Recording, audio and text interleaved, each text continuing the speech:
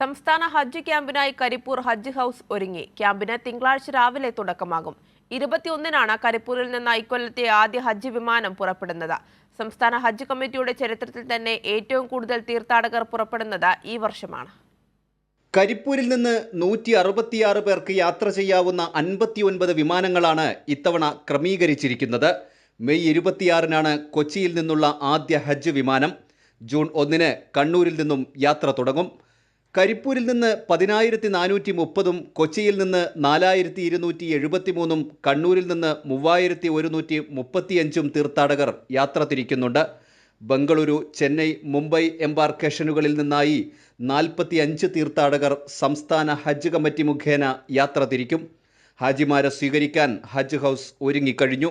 ഇവിടെ ക്യാമ്പ് ആരംഭിക്കുകയാണ്. 20-ാം തീയതി കോഴിക്കോട് ക്യാമ്പ് ആരംഭിക്കുന്നുണ്ട്. 20-ാം തീയതി രാവിലെ 10 മണിക്ക് ഹാജിമാർ കോഴിക്കോട് എയർപോർട്ടിൽ സാധനങ്ങൾ ബാഗേജുകൾ അവിടെ കൊടുക്കും. അതിന് ശേഷം ക്യാമ്പിലേക്ക് വരും.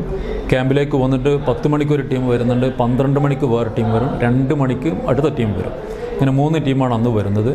അവരവിടെ ബാഗേജ് എയർപോർട്ട് കൊടുത്തതിന് ശേഷമാണ് ക്യാമ്പിലേക്ക് വരുന്നത്. ക്യാമ്പിൽ നിന്ന് അന്ന് രാത്രി 12:05 അത് 21-ാം തീയതി പുലർച്ചെ, അപ്പോൾ 20-ാം തീയതി രാത്രി 8 മണിക്ക് ഇവിടുന്ന് ഫസ്റ്റ് ഹജ്ജ് ബാച്ച് ഇവിടുന്ന് പുറപ്പെടും. കരിപ്പൂരിൽ നിന്ന് എയർ ഇന്ത്യ എക്സ്പ്രസും മറ്റ് 2 എംബാർക്കേഷൻ പോയിന്റുകളിൽ നിന്ന് സൗദി എയർലൈൻസുമാണ് സർവീസ് നടത്തുന്നത്. ഹജ്ജ് ഹൗസിന്റെ മുറ്റത്ത് പന്തൽ ഉൾപ്പെടെയുള്ള സൗകര്യങ്ങളുണ്ടാവും. പ്രധാന കെട്ടിടവും കഴിഞ്ഞ വർഷം ഉദ്ഘാടനം ചെയ്ത വനിതാ ബ്ലോക്കും പ്രവർത്തന സജ്ജമായി.